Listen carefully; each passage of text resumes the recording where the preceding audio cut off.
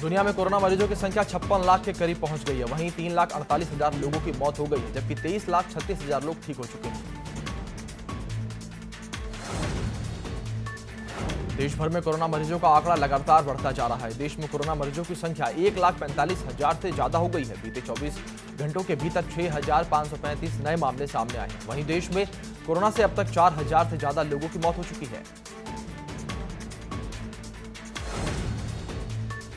विश्व स्वास्थ्य संगठन ने कोरोना वायरस के इलाज में मलेरिया की दवा हाइड्रोक्सीक्लोरोक्विन के क्लिनिकल ट्रायल पर अस्थायी रूप से रोक लगा दी है। कोविड-19 के इलाज के लिए दवा पर बैन लगाए जाने के साथ एक्सपर्ट्स को अब तक के उपलब्धि सभी साक्ष्यों की समीक्षा करने की आवश्यकता है। WHO ने बैन लगाने के साथ कहा है कि मलेरिया की दवा कोरोना मरीजों के इलाज के लिए इस्तेमाल न की जाए।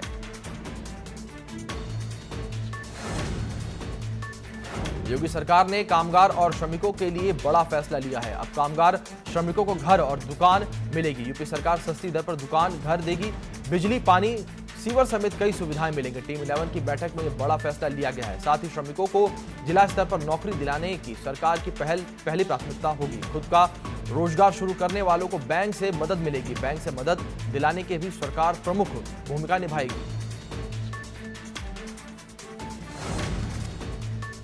बदायूं में कोरोना पॉजिटिव मरीज की सूचना मिलने पर प्रशासन में हड़कंप मच गया। आनन फानन में इलाके को हॉटस्पॉट घोषित कर 400 मीटर तक के एरिया को सील कर दिया गया। युवक दिल्ली में काम करता है और वो अपने घर बदायूं आया हुआ था। स्वास्थ्य विभाग की टीम ने सैंपल लेकर जांच के लिए भेजा था, जिसके बाद युवक की रिपोर्ट कोरोना पॉजिटिव आई है। फिलहाल युवक को आइसोलेशन वार्ड में भर्ती करवाया गया है।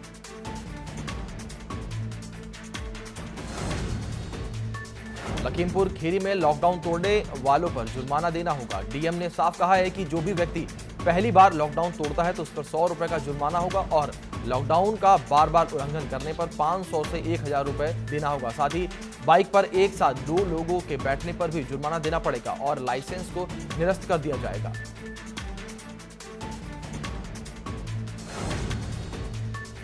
सपा मुखिया अखिलेश यादव के आदेश पर कन्नौज जिले में लखनऊ आगरा एक्सप्रेसवे पर सपा कार्यकर्ता रोज प्रवासी कामगारों के जत्थों को रोककर उनको फल और पानी सहित भोजन बांट रहे हैं। सपा नेता नवाब सिंह यादव ने बताया कि इस वक्त देश सेवा सर्वोपरि है। राजनीति के लिए सारा जीवन पड़ा है। इस वक्त इन मजदूरों और भूखे प्यासों की मदद करना ही सबसे बड़ा धर्म है।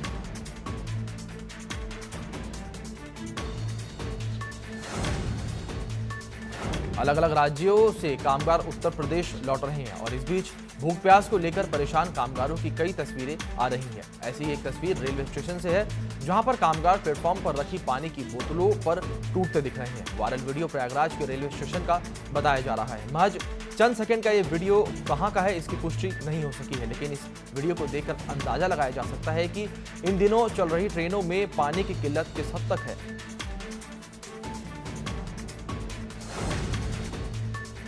कानपुर देहात में कोरोना योद्धा की पत्नी ने वीडियो वायरल करते हुए प्रशासन पर साथ नहीं देने का आरोप लगाया है। महिला रो रो कर अपने पति के इलाज के लिए गुहार लगा रही है, लेकिन कोई मदद के लिए तैयार नहीं है। महिला का पति जिला अस्पताल में भर्ती है, लेकिन डॉक्टर इलाज नहीं कर रहे हैं।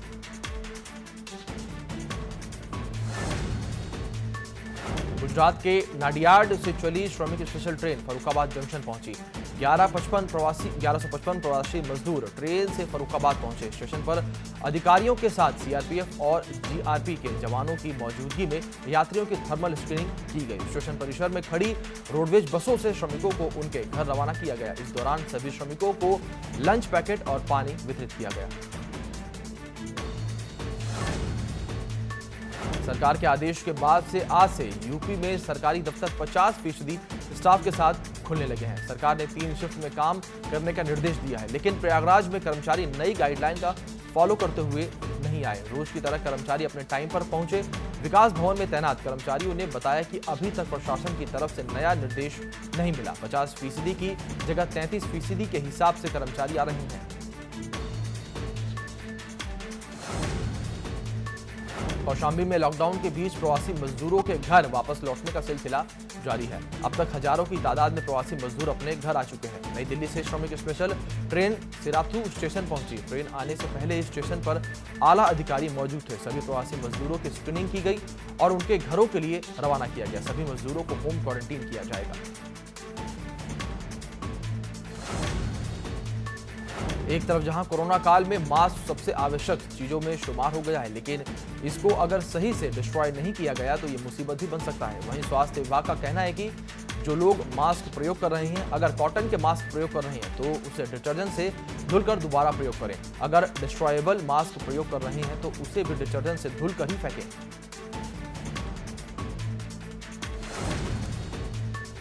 दिल्ली गाजियाबाद बॉर्डर को सील कर दिया गया है, जिसके बाद बॉर्डर पर लंबा जाम लग गया। अब बिना पास के दिल्ली से गाजियाबाद के लिए एंट्री नहीं मिलेगी। जरूरी सेवाओं से जुड़े लोगों को ही एंट्री मिल सकेगी। डॉक्टर, स्वास्थ्यकर्मी, पुलिस, बैंक कर्मियों को आईडी कार्ड से एंट्री मिल पाएगी। गाजियाबाद के डीएम ने कल आदेश जारी कर जानकारी दी है।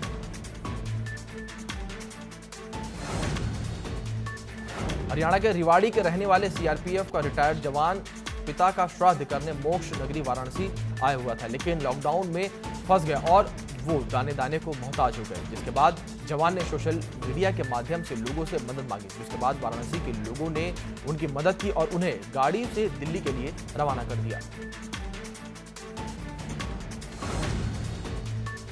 पिछले दिनों बीजेपी के विधायक और मंत्री एक कार्यक्रम में मोदी चालीसा पढ़ते नजर आए थे। ऐसे में भारतीय जनता पार्टी ने इस मामले में साफ कहा है कि बीजेपी को इस मामले से कोई लेना देना नहीं है। बीजेपी एक वैचारिक पृष्ठभूमि वाली पार्टी है। वहीं बीजेपी मीडिया प्रभारी ने साफ कहा कि मोदी जी के कुछ प्रशंसक ऐसा जरूर करते रहते हैं, पर इस तरीके के कामों को पार्टी बढ़ावा नहीं देती।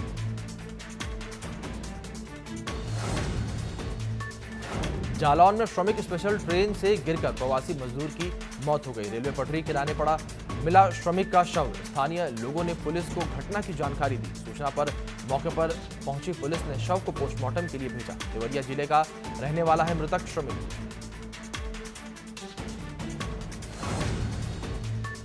राज्य सरकार ने प्रवासियों के लिए अब नई व्यवस्था शुरू कर दी है।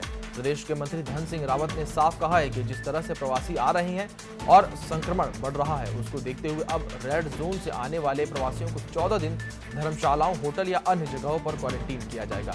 उसके बाद ही उन्हें घर जाने दिया जाएगा। साथ ही उन्होंने कहा कि सीएम ने इसके निर्देश सभी जिलाधिकारियों को दे दिए हैं।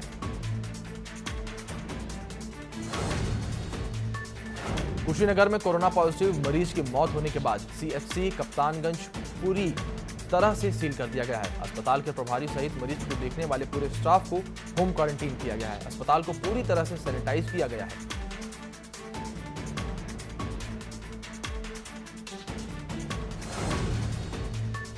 चंपावत में कोरोना पॉजिटिव डेसली के युवक को लोहाघाट के उप जिला अस्पताल के कोविड डेडिकेटेड सेंटर में शिफ्ट कर दिया गया है। एम्बुलेंस के जरिए इस शख्स को चंपावत लाया गया है। इस सेंटर में भर्ती होने वाला यह पहला मरीज है। मरीज की हालत ठीक है। सेंटर में मरीज का नियमित रूप से देखरेख की जा रही है। युवक मुंबई में ड्राइविंग करता था।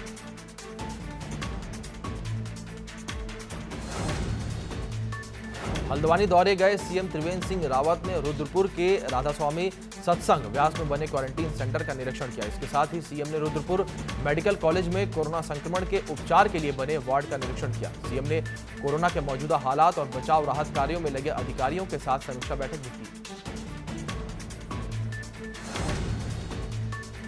पहाड़ी इलाकों में लगातार सामने आते कोरोना के मामलों को लेकर प्रशासन हरकत में आ गया है। पहाड़ों में संक्रमण रोकने के लिए राज्यों से आने वाले प्रवासियों को अब टिहरी में ही क्वारंटीन किया जाएगा। क्वारंटीन को लेकर डीएम ने गंगा रिजॉर्ट में होटल कारोबारियों के साथ बैठक की। इस दौरान उन्होंने जरूरत पड़ने पर होटल और धर्मशाला में क्वारंटीन करने के लिए कारोबारियों को राजी किया। उन्होंने यह भरोसा दिलाया कि सरकार की तरफ से क्वारंटीन सेंटर में तब्दील होने वाले होटल और धर्मशाला प्रबंधन को निर्धारित शुल्क दिया जाएगा। साथ ही डीएम ने बताया कि करीब 4000 प्रवासियों को क्वारंटीन किया जाएगा।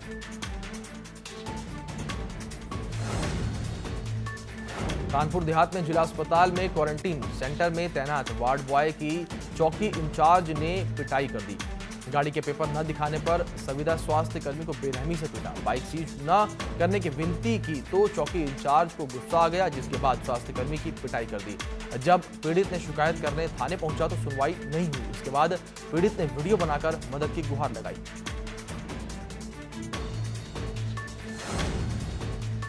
खटीमा के रहने वाले युवक की रिपोर्ट कोरोना पॉजिटिव आने से हड़कंप मच गया। युवक ऋषिकेश एम्स में काम करता था। खटीमा में स्वास्थ्य विभाग की टीम ने परिजनों और ड्राइवर को आइसोलेट किया है। साथ ही युवक के संपर्क में आने वाले 7 अन्य लोगों को भी क्वारंटीन किया गया है।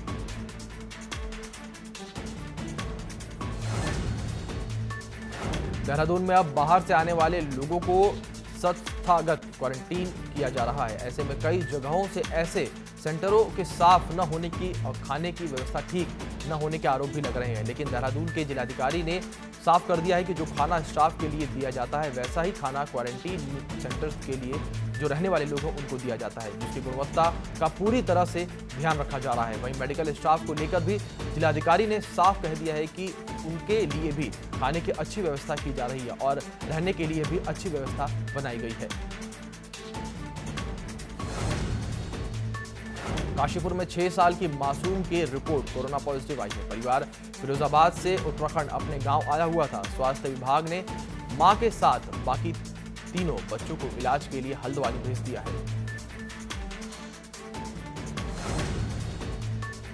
नैनीताल के प्राथमिक विद्यालय में बने क्वारंटीन सेंटर में 6 साल की बच्ची की सांप के काटने से मौत हो गई। बच्ची को सांप के काटने के बाद आनन फानन में सामुदायिक स्वास्थ्य केंद्र ले जाया गया, लेकिन इससे पहले ही बच्ची की मौत हो गई। दिल्ली से लौटे परिवार को क्वारंटीन किया गया था।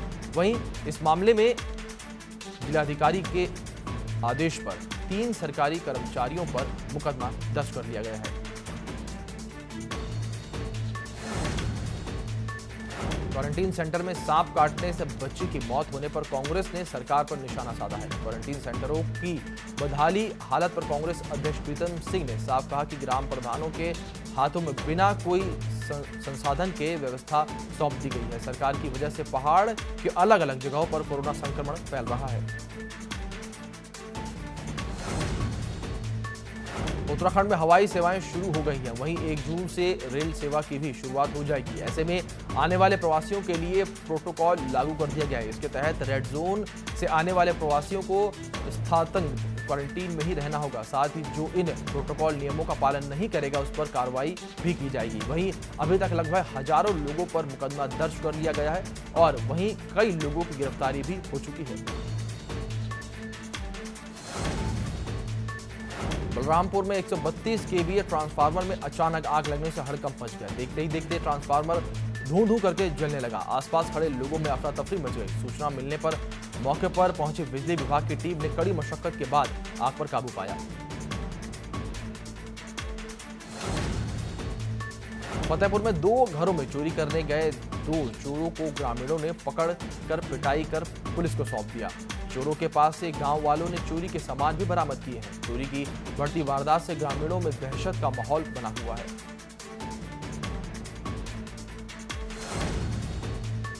अलीगढ़ में बाइक से टक्कर लगने के बाद 2 पक्षों में हिंसक झड़प हो गई। एक दूसरे पर लोगों ने जमकर लाठी डंडे और पत्थर चलाए। झड़प में 12 से ज्यादा लोग घायल हो गए। घायलों को दीनदयाल हॉस्पिटल में भर्ती करवाया गया है। हिंसक झड़प के बाद गांव में पीएसी पुलिस बल तैनात कर दी गई है। इसी के साथ पुलिस ने 6 लोगों को हिरासत में भी लिया है।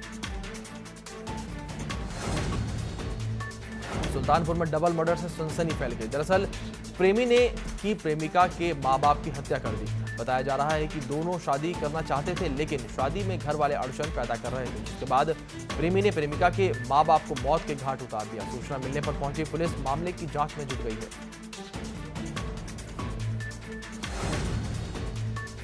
लखीमपुर खीरी की पीलिया कोतवाली पुलिस ने शारदा नदी से अवैध खनन के खिलाफ बड़ी कार्रवाई की है। छापेमारी करके अवैध खनन कर रहे 4 ट्रैक्टर पकड़े हैं। साथ में 2 चालक भी गिरफ्तार किए गए हैं। छुपाकर रखी गई 500 ट्रॉली बालू भी पुलिस ने बरामद की है। पुलिस की कार्रवाई से अवैध खनन माफियाओं में हड़कंप मच गया है।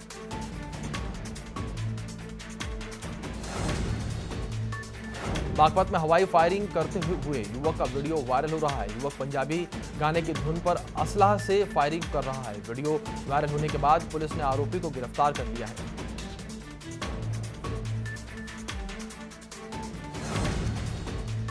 रायबरेली में सामने नीम के पेड़ से नीचे मूर्तियां रखकर मंदिर बनाने को लेकर 2 पक्षों में जमकर मारपीट हो गई। मारपीट में महिलाएं बच्चे भी शामिल हैं। मारपीट का वीडियो सोशल मीडिया पर इस समय वायरल हो रहा है। उन्नाव में ट्रिपल मर्डर से सनसनी फैल गई है। मां और 2 बेटियों की हत्या कर दी गई है। गांव के बाहर तालाब के पास तीनों के शव मिले। 4 से 8 साल की 2 बच्चियां थी। घटनास्थल पर पहुंची फॉरेंसिक टीम जांच में जुट गई है। उन्नाव में बाइक सवार ने साइकिल सवार वृद्ध को टक्कर मार दी। बुजुर्ग को लोगों ने इलाज के लिए सीएचसी औरास ले जाया गया, जहां डॉक्टरों ने उन्नाव जिला अस्पताल रेफर कर दिया। जिला अस्पताल उन्नाव लाते वक्त रास्ते में ही बुजुर्ग की मौत हो गई। मौके पर पहुंचे पुलिस ने बाइक सवार युवक को हिरासत में ले लिया।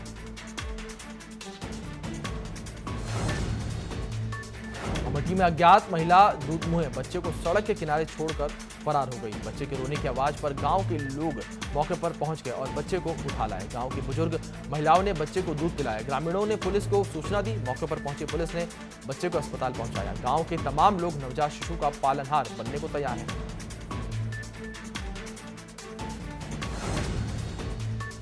आजमगढ़ जिले में मकान के किराए के विवाद को लेकर मकान मालिक ने गोली चला दी, जिसमें पति पत्नी घायल हो गए। इलाज के दौरान पति पत्नी की मौत हो गई। इस दोहरे हत्याकांड से पूरे जिले में सनसनी फैल गई। फिलहाल पुलिस मकान मालिक और उसके बेटे को हिरासत में ले लिया है। अंबेडकर नगर में एक महिला ने पति के इलाज के लिए गुहार लगा रही है। महिला का कहना है कि उसके पति की तबीयत बहुत खराब है, लेकिन कोई भी डॉक्टर उसके पति का इलाज करने के लिए तैयार नहीं है। महिला बार बार डॉक्टर से इलाज के लिए मदद की गुहार लगा रही है और कह रही है कि मेरे पति को चोट लगी है, बचा लीजिए, लेकिन कोई डॉक्टर इलाज करने के लिए तैयार नहीं है।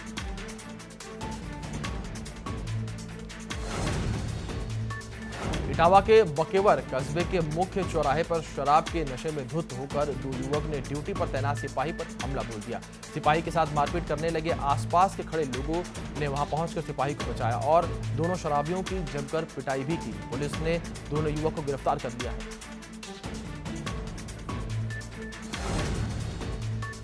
गाजियाबाद में चोरों ने किराना स्टोर को अपना निशाना बना लिया। शटर उखाड़कर लाखों का सामान चोरी करके ले गए। पीड़ित दुकानदार ने बताया कि जब वह दुकान खोलने आया तो पता चला कि शटर टूटा हुआ था। चोर लगभग 8,000 नगद और लाखों रुपए का सामान चोरी करके ले गए। घटना सीसीटीवी में कैद हो गई है। पुलिस सीसीटीवी फुटेज की मदद से चोरों की तलाश कर रही है।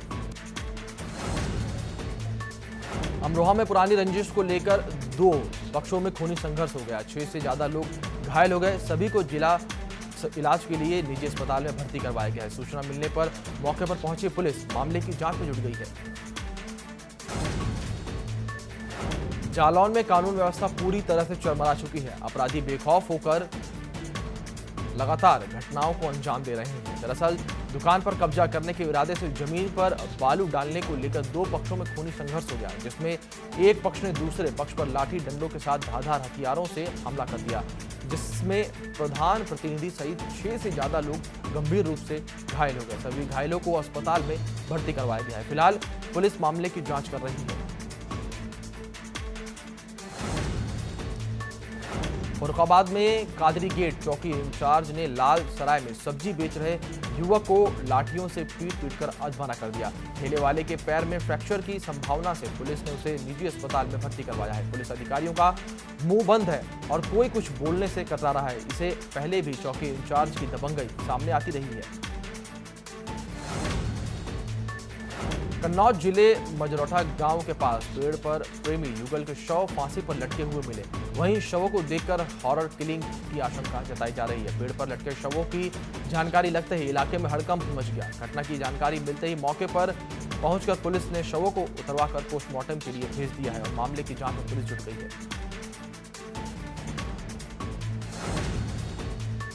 कानपुर में दबंग युवकों ने दिव्यांग को बेरहमी से पीटा। बताया जा रहा है कि किसी पुराने विवाद में दबंगों ने ये पिटाई की है। पिटाई का वीडियो सोशल मीडिया पर वायरल हो रहा है।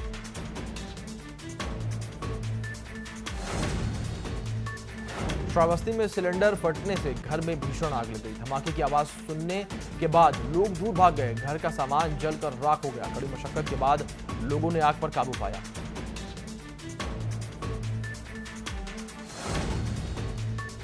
बरेली में गर्मी का सितम जारी है। हर तरफ लोग गर्मी से परेशान दिखाई दे रहे हैं। लोग गर्मी से बचने के लिए एक तरफ ठंडे पेयजल के साथ गर्मी से बचने के लिए इलेक्ट्रॉनिक उपकरण भी खरीद रहे हैं। वहीं मौसम वैज्ञानिकों का कहना है कि अगले 4 दिन तक लोगों को गर्मी का सितम झेलना पड़ेगा। वहीं गर्मी को देखते हुए बरेली में लस्सी की दुकानें लगने लगी हैं।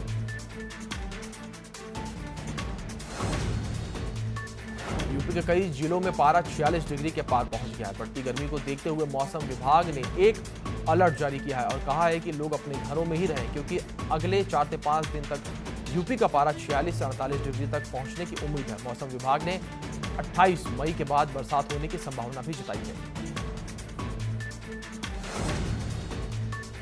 करण जौहर ने अपना 48वां बर्थडे घर पर बच्चों और मां के साथ सेलिब्रेट किया। करण जौहर ने बर्थडे सेलिब्रेशन का वीडियो इंस्टाग्राम पर शेयर किया, जो इस टाइम खूब वायरल हो रहा है, जिसमें करण के दोनों बच्चे उन्हें केक खाने से मना कर रहे हैं क्योंकि करण मोटे हो जाएंगे। बॉलीवुड डायरेक्टर करण जौहर के घर तक भी कोरोना पहुंच गया है। करण जौहर ने इसकी जानकारी खुद ट्विटर पर दी है। करण जौहर ने बताया कि उनके घर में काम करने वाले 2 लोग कोरोना पॉजिटिव पाए गए हैं। दोनों को अस्पताल में भर्ती करवा दिया गया है। ईद पर सलमान खान फैंस को अपनी फिल्म के साथ तोहफा देते हैं। इस साल भी अपनी फिल्म राधे रिलीज करने के लिए तैयार थे, लेकिन कोरोना वायरस के चलते ऐसा नहीं हो पाया। लेकिन सलमान ने अपने फैंस के लिए सॉन्ग जरूर रिलीज किया है।